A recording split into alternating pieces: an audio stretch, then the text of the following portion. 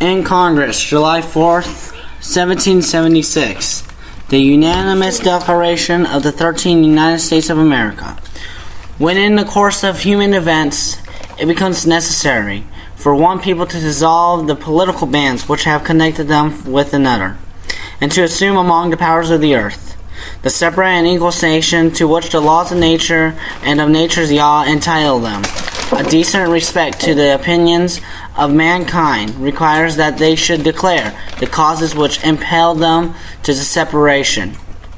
We hold these truths to be self-evident, that all men are created equal, and that they are endowed by their Creator with certain unalienable rights, that among these are life, liberty, and pursuit of happiness.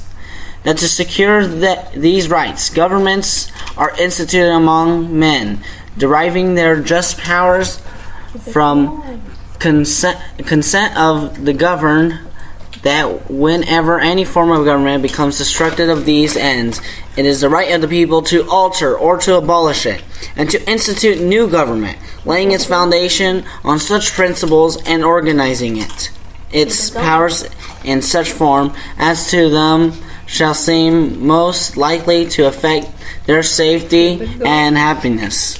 Prudence, indeed, will dictate the government's long established should not be changed for light and transient causes, and accordingly all experience hath shewn that mankind are more disposed to suffer while evils are sufferable than to right themselves by abolishing the forms in which they are accustomed. But when a long train of abuses and usurpations, pursuing invariably the same object, evinces a design to reduce them under absolute despotism, it is their right, it is their duty to throw off such government and to provide new guards for their future security. Such has been the patient sufferance of these colonies. Such is now the necessity which constrains them to alter their former systems of government.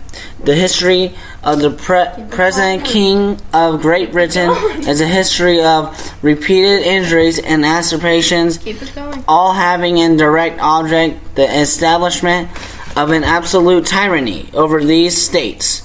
To prove this, let facts be submitted to candid world. He has refused his assent to laws, the most wholesome and necessary for the public good. He has forbidden his governors to pass laws of immediate and pressing importance, unless suspended in their operation till his assent should be obtained. And when so suspended, he has utterly neglected to attend to them. He has refused to pass other laws for the accommodation of large districts of people, unless those people would relinquish the right of representation in the legislature, a right inestimable to them and formidable to tyrants only. He has called together legislative bodies at places unusual, uncomfortable, and distant from the depository of their public records, for the whole purpose of fatiguing them into compliance with his measures. He has dissolved representative houses repeatedly for opposing with manly firmness his evasions on the rights of the people. He has refused for a long time, after such dissolutions, to cause others to be elected, whereby the legislative powers, incapable of annihilation, have returned to the people at large for their exercise, the state remaining in the meantime exposed to all the dangers of invasion from without and convulsions within. He has endeavored to prevent the population of these states for the purpose obstructing the laws for naturalization of foreigners, refusing to pass others to encourage their migrations hither, and raising the conditions of new apparitions of land. He has obstructed the administration of justice by refusing his assent to laws for establishing judiciary powers. He has made judges dependent on his will alone for the tenure of their offices and the amount and payment of their salaries. He has erected a multitude of new officers and sent hither swarms of officers to harass our people and eat out their substance. Keep it going. Keep it going. He has kept among us in times of peace standing armies without the consent of our legislators. He has affected to render the military independent of and superior to the civil power.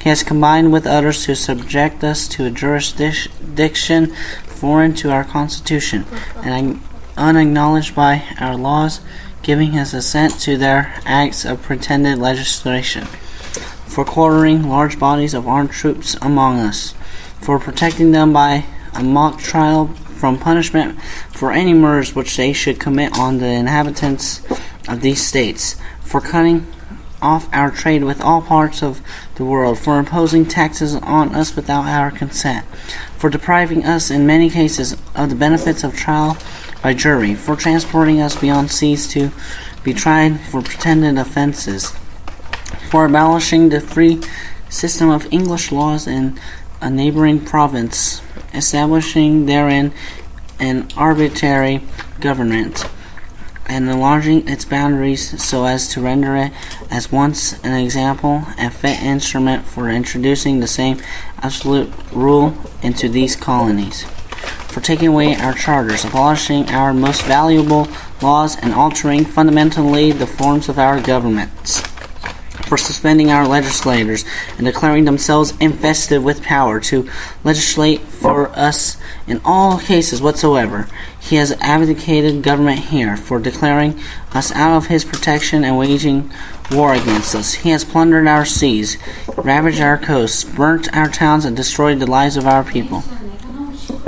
He is at this time transporting large armies of foreign mercenaries to complete the works of death, desolation, and tyranny, already begun with circumstances of cruelty and perfidy, scarcely paralleled in the most barbarous ages, and totally unworthy the head of a civilized nation. He has constrained our fellow citizens, taken captive on the high seas, to bear arms against their country, to become the executioners of their friends and brethren, or to fall themselves by their hands. He has excited domestic insurrections among us, and has endeavored to bring on the inhabitants of our frontiers the merciless Indian savages, whose known rule of warfare is an undistinguished destruction of all ages, sexes, and conditions. In every stage of these oppressions, we have petitioned for redress in most humble terms. Our repeated petitions have been answered only by repeated injury. A prince whose character is thus marked by every act which may define a tyrant is unfit to be the ruler of a free people. Nor have we been wanting in attentions to our British brethren. We have warned them from time to time of attempts by their legislature to extend an unwarrantable jurisdiction over us. We have reminded them of the circumstances of our emigration and settlement here. We have appealed to their native justice and magnanimity, and we have conjured them by the ties of our common kindred to disavow these usurpations which would inevitably interrupt our connections and correspondence. They too have been deaf to our voice of justice and of consanguinity. We must therefore acquiesce in the necessity which denounces our separation and hold them as we hold the rest of mankind, enemies in war and peace friends. We, therefore, the representatives of the United States of America in General Congress, assembled appealing to the Supreme Judge of the world for the rectitude of our intentions, do in the name and by authority of the good people of these colonies, solemnly publish and declare that these united colonies are, and of right ought to be, free and independent states, that they are absolved from all allegiance to the British Crown, and that all political connection between them and the state of Great Britain is and ought to be totally dissolved, and that as free and independent states they have full power to levy war, conclude peace, contract alliances, establish commerce, and to do all other acts and things which independent states may of right do, and for the support of this declaration with a firm alliance on the protection of divine providence, we mutually pledge to each other our lives, our fortunes, and our sacred honor. From Georgia, Button Gwinnett, Lemon Hall, and George Walton. From Maryland, Samuel Chase, William Paca, Thomas Stone, Charles Carroll of Carrollton. Delaware, Caesar Rodney, George Reed, Thomas McKean. Massachusetts, Samuel Adams, John Adams, Robert Treat Payne, and Elbridge Gerry. North Carolina, William Hooper, Joseph Hughes, John Penn.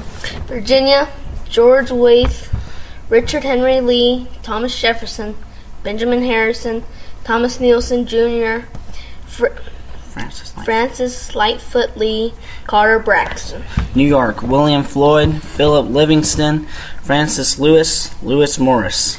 Rhode Island, Stephen Hopkins, William Ellery.